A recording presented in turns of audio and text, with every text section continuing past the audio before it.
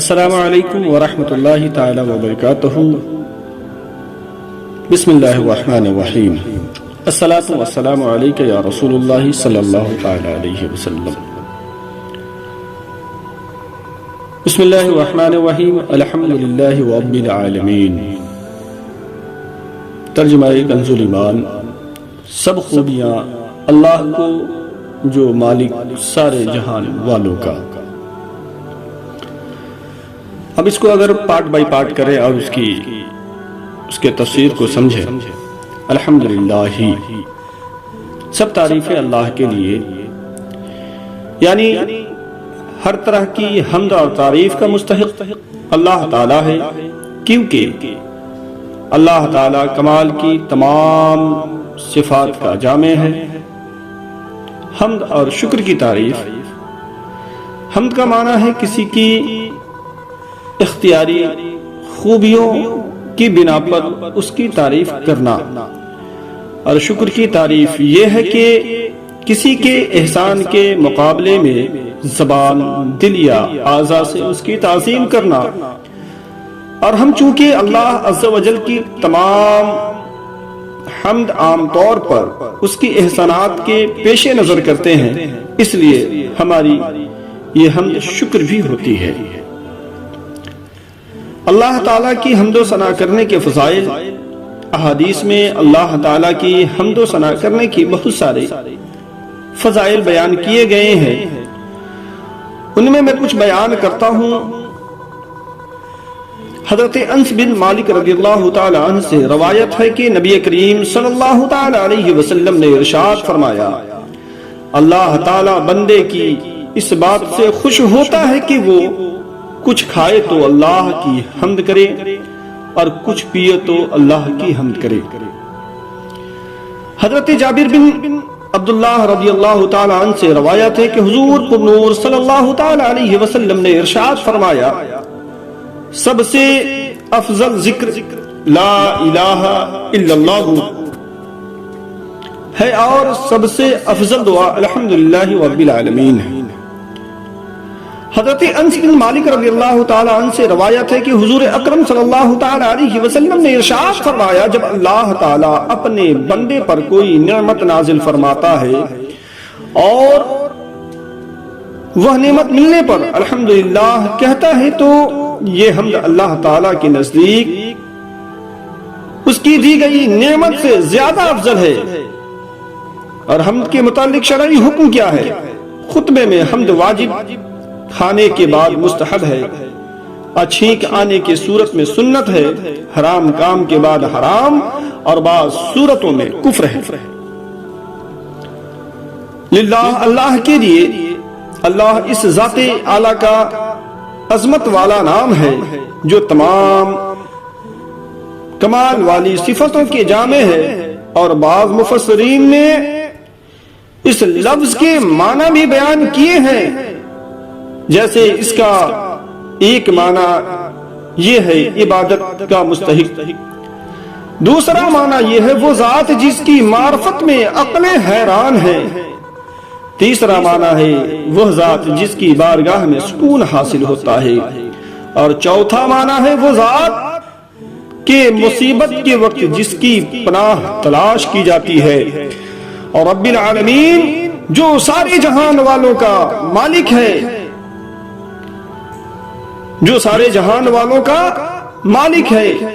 رب کے معنی ہے جیسے سید، مالک، معبود، ثابت، مصلح اور بتدریج مرتبہ کمال تک پہنچنے والا۔ اور اللہ تعالیٰ کے علاوہ ہر موجود چیز کو عالم کہتے ہیں، اور اس میں تمام مخلوقات داخل ہیں۔ الرحمن الرحیم۔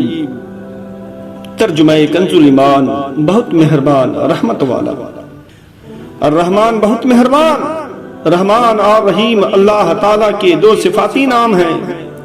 رحمان کے معنی ہے نعمتیں عطا کرنے والی وہ ذات جو بہت زیادہ رحمت فرمائے، اور رحیم کے معنی ہے بہت رحم فرمانے والا۔ یاد رہے کہ حقیقی طور پر نعمت عطا فرمانے والی ذات اللہ تعالیٰ کی ہے، کہ وہی تنہا ذات ہے جو اپنی رحمت کا بدلہ طلب نہیں فرماتی، ہر چھوٹی بڑی ظاہری باطنی جسمانی روحانی دنیاوی اور اخروی نعمت اللہ تعالی ہی عطا فرماتا ہے۔ اور دنیا میں جس شخص تک جو نعمت پہنچتی ہے وہ اللہ تعالی کے رحمت ہی سے ہے، کیونکہ کسی کے دل میں رحم کا جذبہ پیدا کرنا، رحم کرنے والے پر قدرت دینا، نعمت کو وجود میں لانا، دوسرے کا اس نعمت سے فائدہ اٹھانا اور فائدہ اٹھانے کے لیے اعضاء کی سلامتی عطا کرنا، یہ سب اللہ تعالی کی طرف سے ہی ہے، یہ سب اللہ تعالی کی طرف سے ہی ہے۔ اللہ تعالی کی وسیع رحمت دیکھ کر گناہوں پر بے باک نہیں ہونا چاہیے۔ ابو عبداللہ بن احمد قرطبی رحمت اللہ تعالی علیہ فرماتے ہیں، اللہ تعالی نے رب العالمین کے بعد اپنے دو اور اوصاف رحمان اور رحیم بیان فرمایا۔ اس کی وجہ یہ ہے کہ جب اللہ تعالی نے فرمایا وہ رب العالمین ہے تو اس نے سننے اور پڑھنے والے کے دل میں اللہ تعالی کی عظمت کی وجہ سے اس کا خوف پیدا ہوا، تو اس کے ساتھ ہی اللہ تعالی کے دو اوصاف رحمان اور رحیم ذکر کر دیے گئے، جس کے ضمن میں اللہ تعالی کی اطاعت کرنے کی ترغیب ہے۔ یوں ترہیب اور ترغیب دونوں کا بیان ہو گیا تاکہ بندہ اللہ تعالی کی اطاعت کرنے کی طرف اچھی طرح راغب ہو اور اس کی نافرمانی کرنے سے رکنے کی خوب کوشش کرے۔ قرآن مجید میں اور مقامات پر اللہ تعالی کی رحمت اور اس کی عذاب دونوں واضح طور پر ایک ساتھ ذکر کیا گیا ہے۔ میرے بندوں کو خبر دو کہ بے شک میں ہی بخشنے والا ہوں اور بے شک میرا ہی عذاب دردناک عذاب ہے۔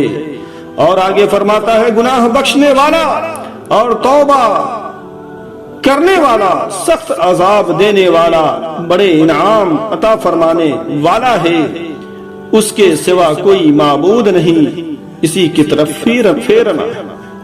نیز حضرت ابو ہریرہ رضی اللہ تعالی عنہ سے روایت ہے کہ رسول صلی اللہ تعالی علیہ وسلم نے ارشاد فرمایا، اگر مومن جان لیتا کہ اللہ تعالی کے پاس کتنا عذاب ہے تو کوئی بھی اس کی جنت کی امید نہ رکھتا، اور اگر کافر جان لیتا کہ اللہ تعالی کے پاس کتنی رحمت ہے تو اس کے جنت سے کوئی نا امید نہ ہوتا۔ لہذا ہر مسلمان کو چاہیے کہ وہ امید اور خوف کے درمیان رہے اور اللہ تعالیٰ کی رحمت کی وسعت دیکھ کر گناہوں پر بے باک نہ ہو، اور نہ ہی اللہ تعالیٰ کی عذاب کی شدت دیکھ کر اس کی رحمت سے مایوس ہو۔ کسی کو رحمان اور کسی کو رحیم کہنے کے بارے میں شرعی حکم کیا ہے؟ اللہ تعالیٰ کے علاوہ کسی کو رحمان کہنا جائز نہیں، جبکہ رحیم کہا جا سکتا ہے، جیسے کہ قرآن مجید میں اللہ تعالیٰ نے اپنے حبیب پاک صلی اللہ تعالی علیہ وسلم کو بھی رحیم فرمایا، جس کے معنی بے شک تمہارے پاس تم میں سے وہ عظیم رسول تشریف لے آئے جن پر تمہارا مشقت میں پڑنا بہت بھاری گزرتا ہے، وہ تمہارے بھلائی کے نہایت چاہنے والے ہیں، مسلمانوں پر بہت مہربان رحمت والے ہیں۔ مالک یوم الدین، روز جزا کا مالک۔ مالک یوم الدین جزا کے دن کا مالک۔ جزا کے دن سے مراد قیامت کا دن ہے کہ اس دن نیک اعمال کرنے والے مسلمانوں کو ثواب ملے گا اور گناہگاروں اور کافروں کو سزا ملے گی، جبکہ مالک اسے کہتے ہیں جو اپنی ملکیت میں موجود چیزوں میں جسے چاہے تصرف کرے۔ اللہ تعالی اگرچہ دنیا و آخرت دونوں کا مالک ہے، لیکن یہاں قیامت کے دن کو بطور خاص اس لیے ذکر کیا گیا ہے تاکہ اس دن کی اہمیت دل میں بیٹھے۔